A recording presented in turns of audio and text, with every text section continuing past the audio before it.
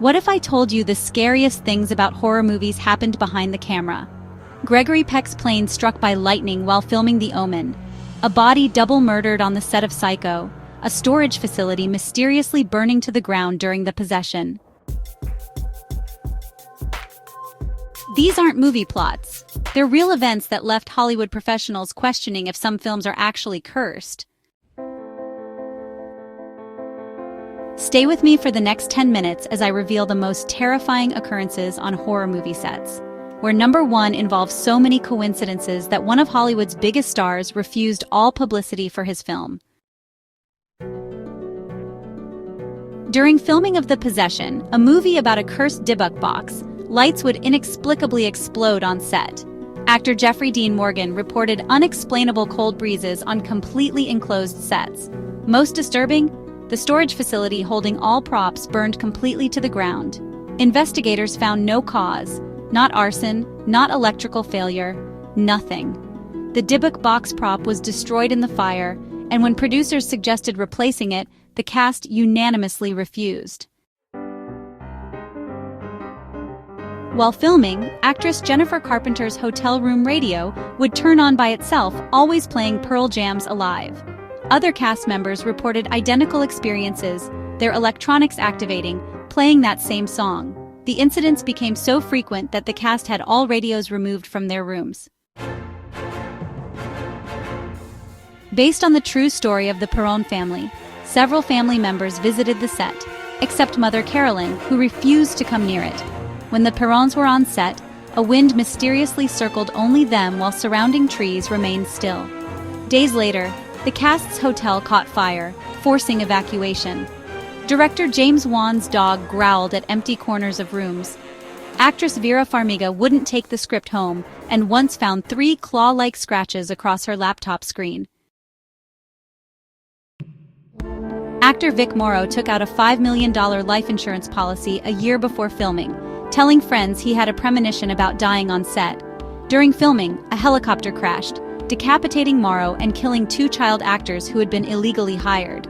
The film's concept artist had unknowingly drawn a crashed helicopter in preliminary sketches, essentially predicting the accident. James Brolin only took the role in the original film after his pants mysteriously fell off a hanger while reading the script's scariest scene. For the 2005 remake, a dead body washed ashore beside the set before filming began. Throughout production, Ryan Reynolds and crew members kept waking up at exactly 3:15 a.m., the time the real-life Amityville murders occurred. Heather O'Rourke, who played Carol Ann, died during surgery at just 12 while filming the third movie. Dominique Dunne, who played her sister, was murdered by an ex-boyfriend one day after the first film premiered. Both actresses are buried in the same cemetery. Producer Will Sampson performed an exorcism on the set of the sequel, believing it was evil. Sampson himself died shortly after the film wrapped. Jack McGowan died days after completing his scenes. A special effects worker and security guard died during production. The entire set burned down without explanation. Director William Friedkin eventually brought in a real priest to perform an actual exorcism. The curse seemed to extend to theaters, where multiple audience members reportedly suffered heart attacks while watching. Producer William Castle received an anonymous letter warning he would slowly rot during a long and painful illness. Shortly after, he collapsed and required surgery for a condition that plagued him for months. Composer Krzysztof Komeda died from a brain injury after falling off an escarpment. The entire cast suffered food poisoning during filming, and a producer had a stroke driving home from set. Myra Jones, Janet Leigh's body double, was murdered on set by a handyman working on the film. The killer told police he did it to impress director Alfred Hitchcock, with whom he was obsessed. Hitchcock's response? He gathered the remaining cast and crew and coldly stated, "It appears we now have all the motivation we need to complete this film." As filming began, Gregory Peck's son committed suicide. A crew member was seriously injured driving to set. The scriptwriter's plane was struck by lightning. In a separate incident, another plane carrying Peck and the executive producer was also struck by lightning.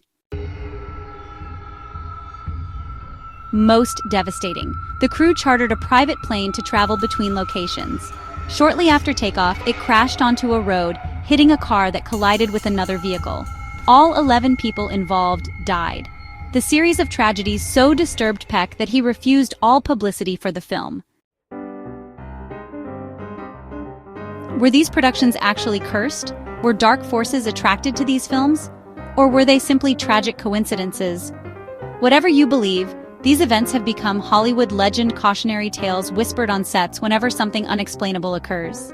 If you enjoyed this journey into Hollywood's darkest production stories, hit like and subscribe for more videos exploring the thin line between entertainment and the unexplained.